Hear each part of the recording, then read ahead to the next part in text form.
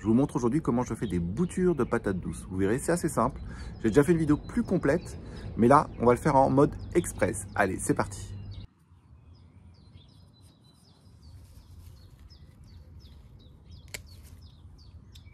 Voilà, et on obtient un plan de patates douces.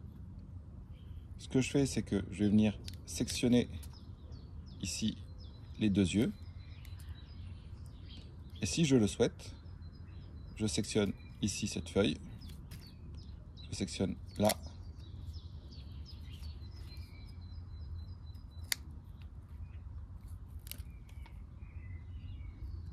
Et je sectionne là. Et ça, je le mets tout simplement dans mon gobelet de cette manière.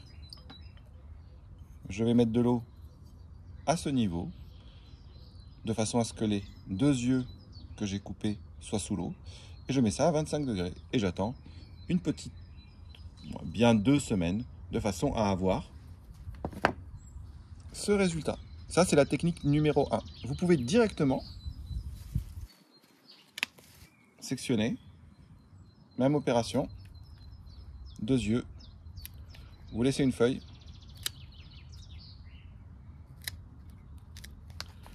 et plantez ça dans votre godet. Pour la plantation en godet, c'est très simple aussi. Vous pouvez prendre un godet de ce type-là, et le tour est joué. Vous tassez un petit peu, et c'est fait.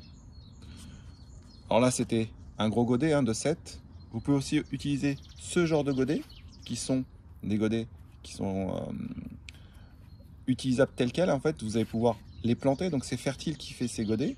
C'est tout simplement du broyat de bois. Et l'avantage, c'est que c'est un peu comme une glace.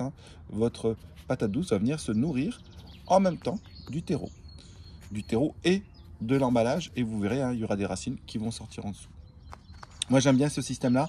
Ça m'évite d'avoir des godets qui vont venir polluer un petit peu mon environnement. Et puis la durée de vie d'un godet, c'est pas évident. Et vous pouvez aussi le faire de la manière la plus simple. Un godet de ce type-là. Et ça marche.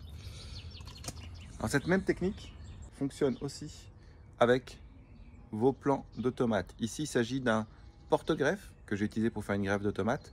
Et j'ai mis à raciner dans le même bocal mon porte-greffe que je vais pouvoir donc replanter, le laisser se développer et refaire une greffe. Je l'ai fait pour 3 petits plants de porte-greffe, c'était la tête.